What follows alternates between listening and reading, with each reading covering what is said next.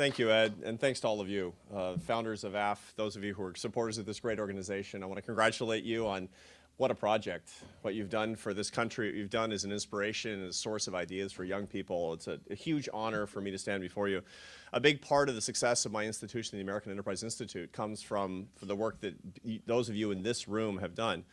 Were it not for the conservative intellectual movement, there wouldn't be a need for think tanks like the Heritage Foundation and the American Enterprise Institute. I'm so grateful to you as activists, as thinkers, as people who are indefatigable in your commitment to the ideas of freedom, to the ideas of a better life for more people. I want to talk about that a little bit, but first I want to say thanks especially to Ed Fulner. I've been president of AEI for 6.5 years now, and when I came to Washington, I came as a professor from Syracuse University. I didn't know anybody here. I mean, it was a brand new world to me, I have to say. After a year, somebody asked my wife, how do you like Washington? And she said, it's great, except, well, a few things. Except I hate the traffic and the weather and the people. It's a really different world, and it's hard to get used to a place like this, a place that runs on the horsepower of indeed sheer power. The person who made me most welcome, who taught me what I needed to know about how to be the president of AEI, was Ed Fulner. He was a mentor to me. As a matter of fact, as a conservative member of the intellectual movement when I was in Syracuse, the first place I ever gave a speech in Washington, D.C. when I had a book that came out was at the Heritage Foundation. It was the first institution that welcomed me as a scholar. Later, Ed was the first leader that welcomed me as a leader in this movement as well. So thank you, Ed. Thank you for what you've done, and thanks to all of you.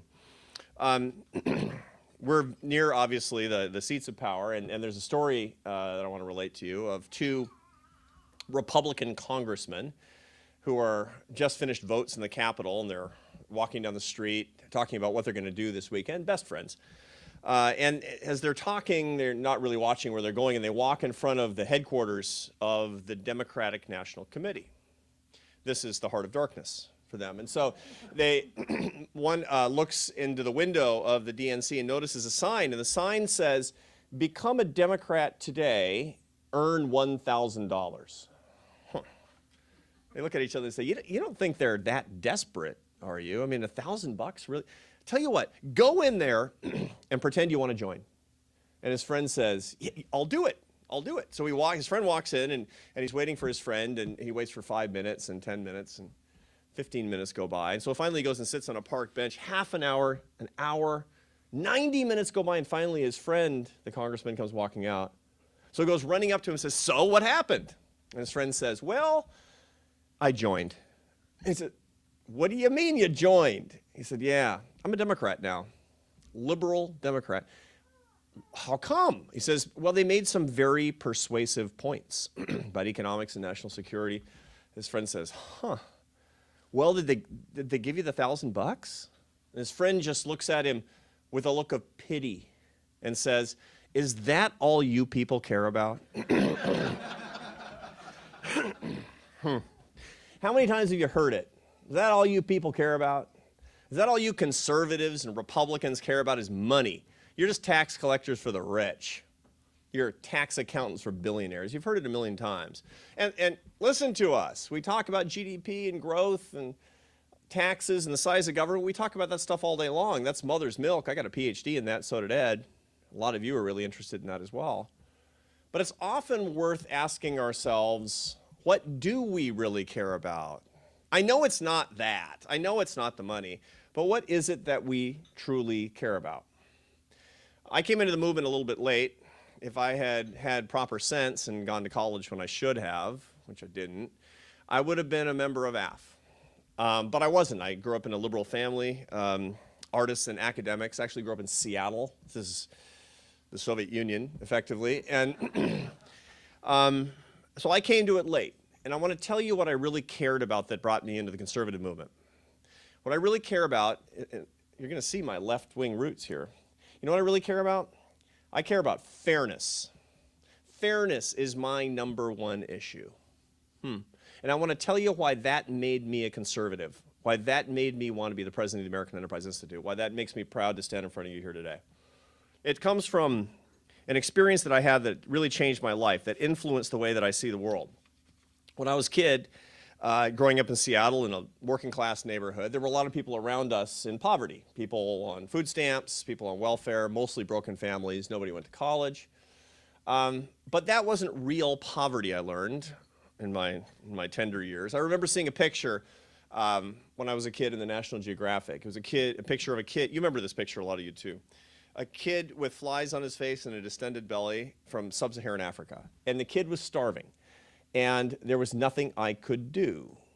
Now, when you're little, 6, 7, 8 years old, that has a big impact. The sensations that pass through your mind are one of basic impotence. There's nothing I can do about this. But also there's indignation. It's not fair. Look, I'm growing up in the United States. Things are going to be okay. That kid is starving through no fault of his own. The world is full of unfairness. I went on a quest to try to rectify that unfairness. That's what I wanted to do. That unfairness, where some people have so much and other people, through no fault of their own, cannot get ahead, is something that all of us who have moral imagination have to confront. So, how do you do it? How do you confront that? Well, first of all, I'm going to tell you what happened to that kid. Not that kid specifically, because who knows? It was a picture. What happened to the world's poor since I was a kid in the early 1970s? This is going to come as a shock to maybe some of you. It would come as a huge shock to most Americans. See, 70% of Americans believe that the world is hungrier than it was in 1970. That's wrong.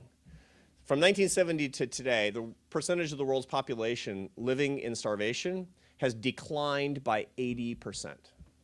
An 80% decline in the world's worst poverty since I was a kid. I didn't know that until I studied that in my 20s, until I went to college at age, started college when I was 28, and the first class I took was economics, and I learned that. I said, what is that? I did not know that. Why doesn't the world know that? We treat that like a state secret. The world is better. And furthermore, we don't know why. Walk around here, go outside, ask people on the street. There's been an 80% decline in the world's worst poverty. How come? Well, it's a stunning success of the United Nations, of course. There's like a laugh line in here, you know. It was U.S. foreign aid. It was the International Monetary Fund. It was the World Bank. It was central planning. It was global socialism. Fill in the blanks. Wrong, wrong, wrong, wrong, wrong. You know what it was? It was 5 things. It was 5 things that you stand for and that I stand for morally. Globalization, free trade, property rights, the rule of law, and entrepreneurship. It was the American free enterprise system that has pulled 2 billion people out of poverty since I was a child. There is somebody in a village I've never heard of, in a country I'll never visit, who's not going to bed hungry tonight because of the system that you fight for. This is the most profound moral good in the history of humanity, if you judge it in terms of poverty alleviation. This is the only poverty alleviation mechanism on a grand scale ever invented in the history of mankind. And people don't know about it. People don't understand that free enterprise is the only source for true fairness that economics has ever devised. That's why I'm in the fight, because I want more of that. I want the next 2 billion.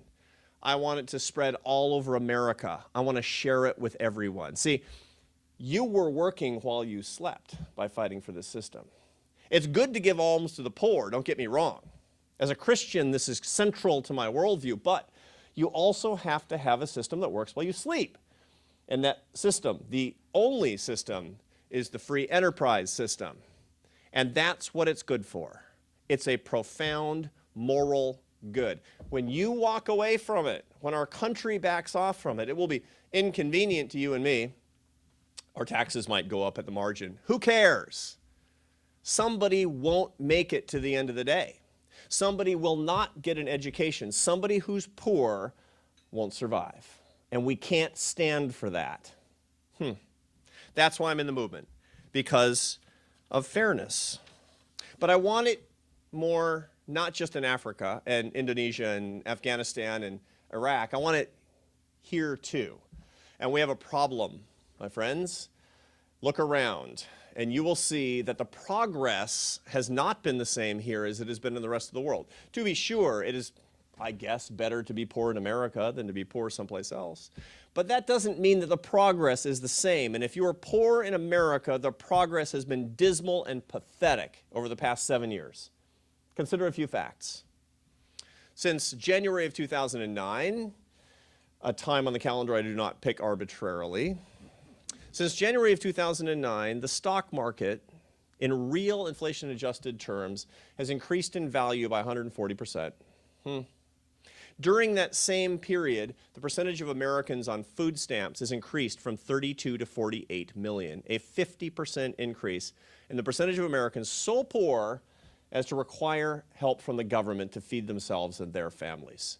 Truly, this administration has been the steward of a movement to two Americas. It does not matter if you are a conservative or a liberal. That is an outrage. That is un-American. It's unpatriotic. It's not right, and somebody's got to fight that.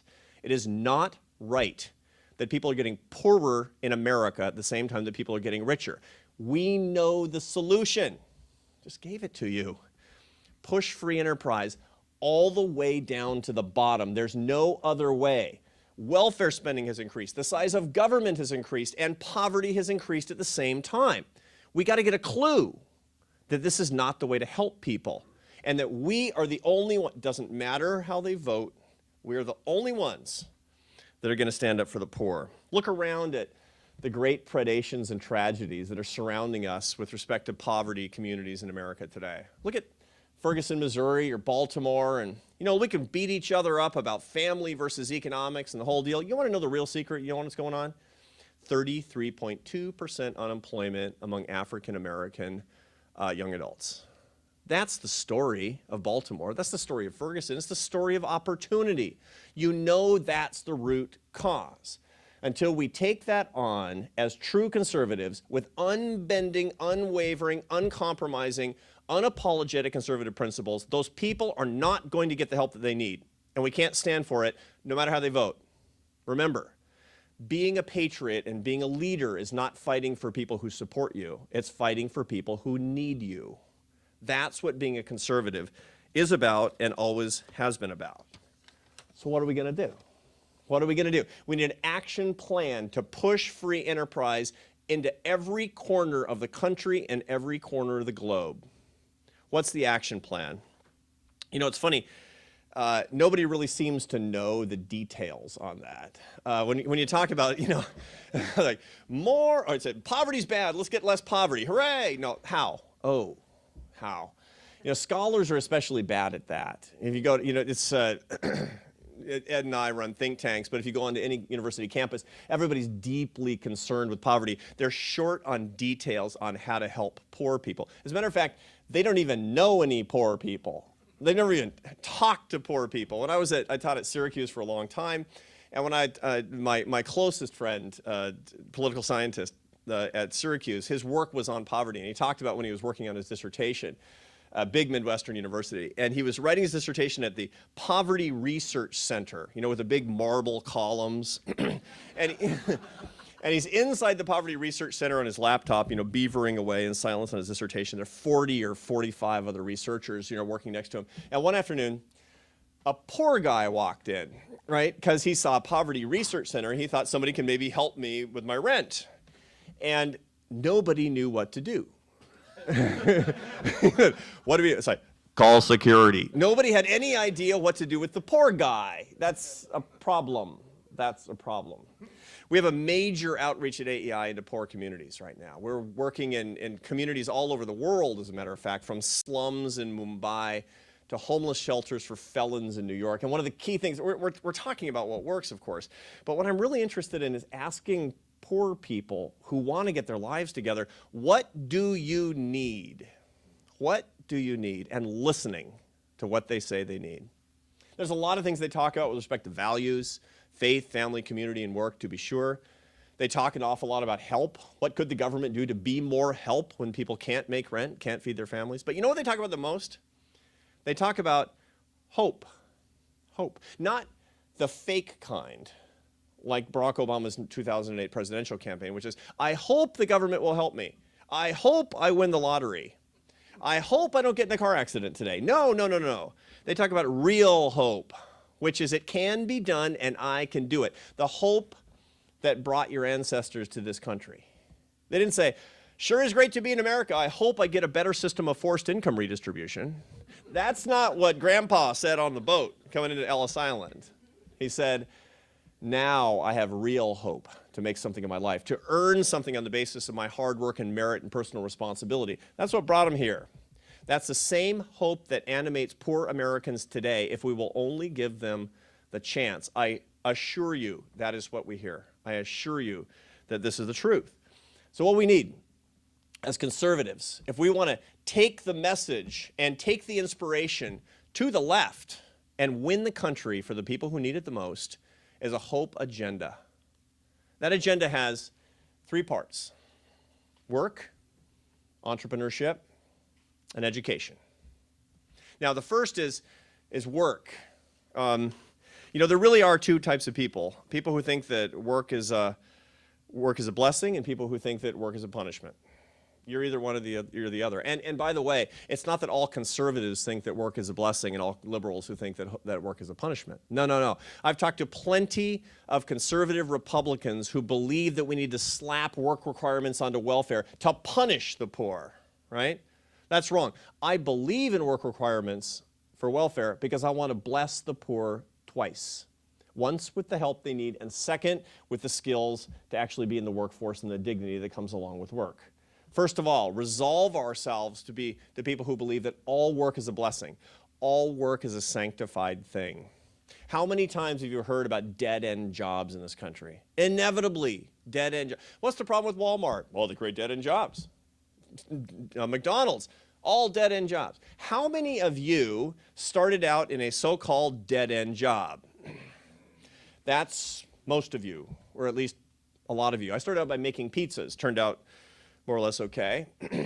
When I first moved back from Barcelona to this country with $0, with a wife who had dropped out of high school and didn't speak English, we were in dead-end jobs. My wife worked in a minimum wage job for 3 years till we got on our feet. We needed that money. There wasn't a dead-end job, is what I'm saying to you.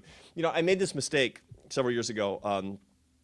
This really brought it home for me. I was talking to a guy who had sat next to me down on the airplane, and he made the grievous error of talking to me, and he told me. I asked him what he did for a living, because as an economist, I always want to know what people do for a living. It's the most interesting thing to me. If you sit down next to me, I'm going to say, "What do you do all day?" and tell me about your job. And it turns out he was the CFO of a corporation that owns 750 Burger Kings. I don't know anything about Burger King. I don't know anything about how the fast food industry works, so I was asking him about his supply chain management. And at one point I asked him offhandedly, I was thinking about something else. I said, do you ever feel like you're creating a lot of dead-end jobs?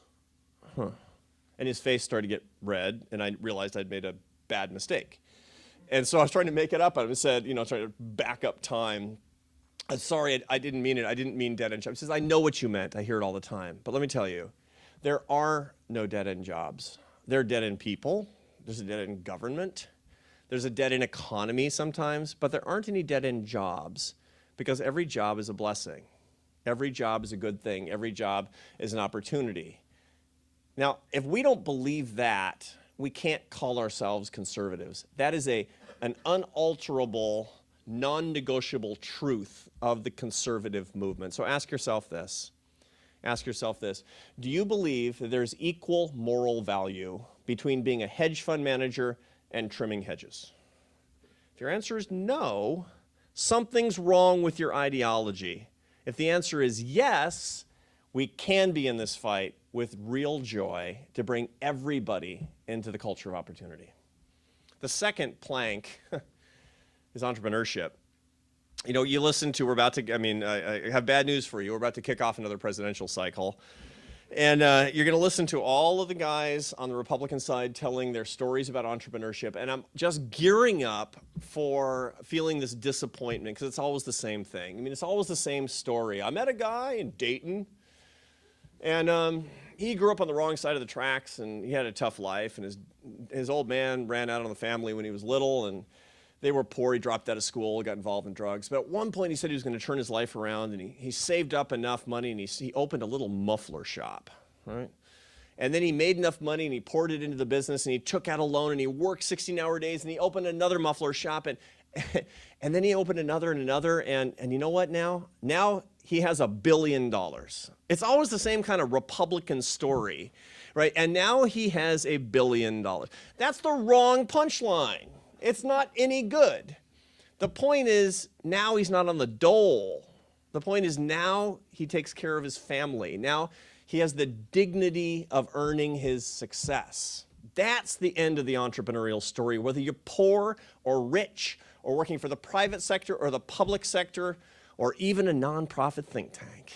It's all the same. It's about self-sufficiency. It's about opportunity. It's about earned success. It's about human dignity. That's what entrepreneurship is all about. And if we forget it, let me tell you what happens. If we forget what real entrepreneurship is, here's what happens. We're in the middle of Washington, D.C. I guess you all know that. Washington, D.C., let's see what entrepreneurship means here. Let's say you want to be a typical everyday entrepreneur. You want to become a realtor, which is a typical second job for women in upper income households after their kids move out, grow up and move away. What do you need? You need a license. Takes 135 hours of training. Okay, a lot, a little, you decide. Now let's say you want to do hair and nails in your living room for money. This is a typical first job for poor single women who are African American and have children in the home. What do you need for that? You need a license. To get that, you need 1,500 hours of training. And if you don't get it, that is to say, you need to go to school full-time for a year, and it costs $16,000. And if you don't get it, they'll shut you down and fine you. That is anti-American. That is discriminatory. That's anti-poor. And that's going on right here in America today.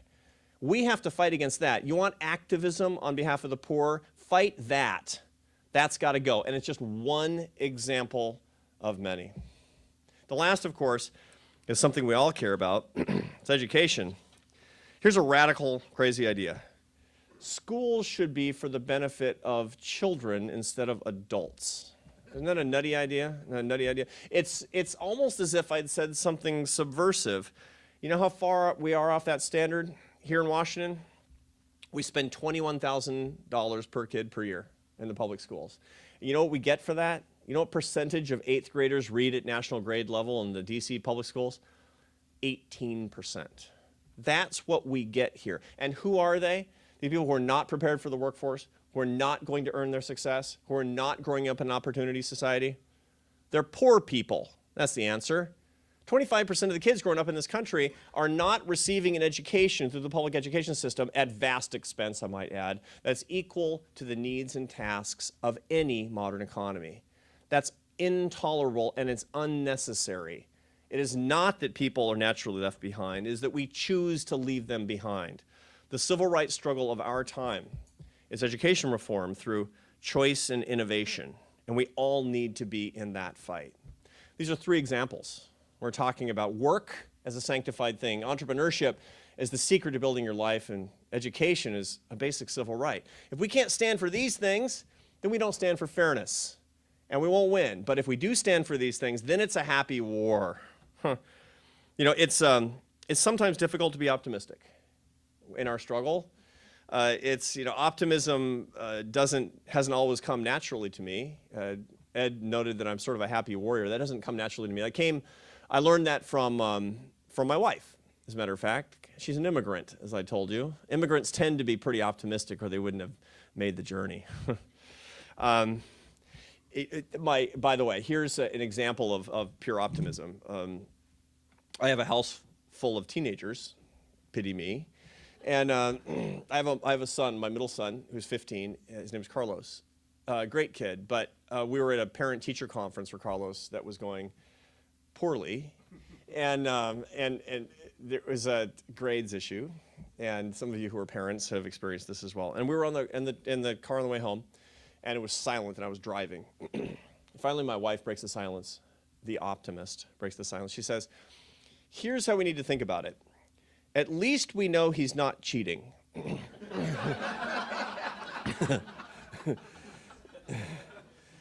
So I learned optimism from my immigrant wife. And I am optimistic. I understand, I believe, the moral obligation that we have, and I believe that you're up to the task. I think we're on the cusp in the conservative movement of being the force for optimism and unity in this country. And the force for optimism and unity on behalf of the people who need us, that's the force for the future. That's what America is really going to look like, and America will rally behind that. And that means an agenda, jobs, of opportunity, of entrepreneurship, of education. But it really starts out, at the end of the day, with an examination of our conservative consciences. And here's what I think it is. Tonight, before you go to sleep, ask yourself this. Don't ask, was the New York Times nice to conservatives today? Because of course the answer is no, except for my column.